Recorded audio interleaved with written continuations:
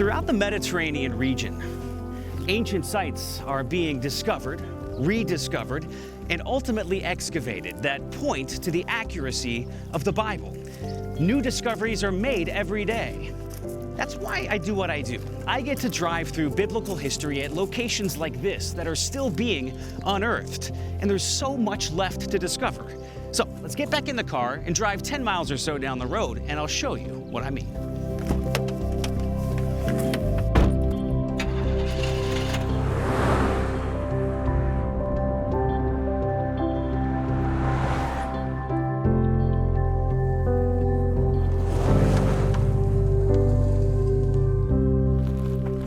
This is Colossae.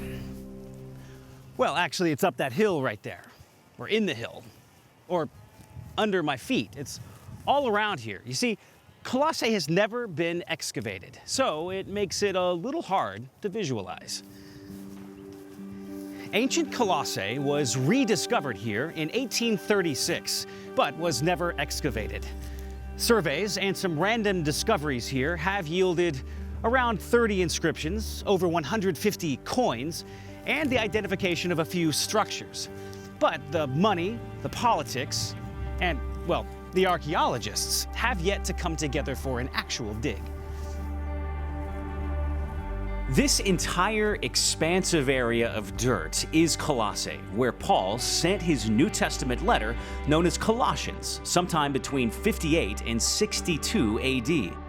The church here was struggling with its understanding about Jesus Christ, and Paul delivered an incredible teaching on his identity.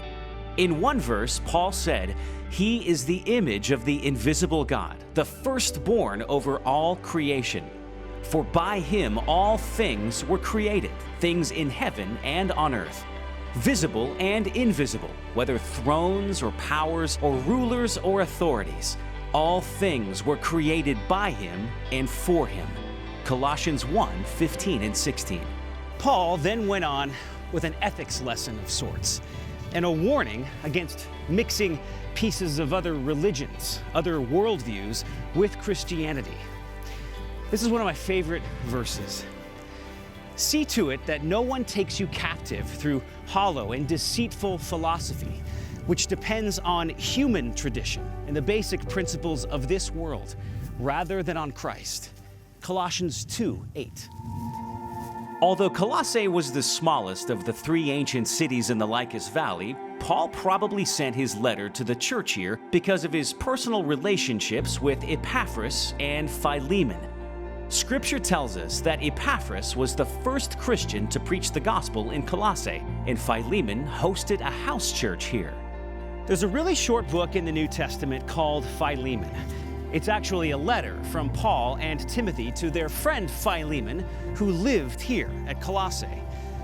Now, for me, it's one of those really short books in the Bible with weird names that sometimes it's easy to sort of skip over. But when I come to the actual places and walk where the actual people in the Bible walked, it gives me an entirely new appreciation for these little-known books in the Bible.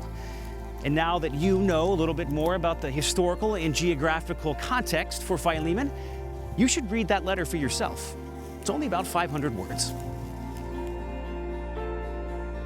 Look at these ancient columns and other artifacts just popping out of the ground. All of this is just waiting to be discovered and explored. As I visit places like this, my hope is that some of you will be inspired to come yourself and have some adventures of your own.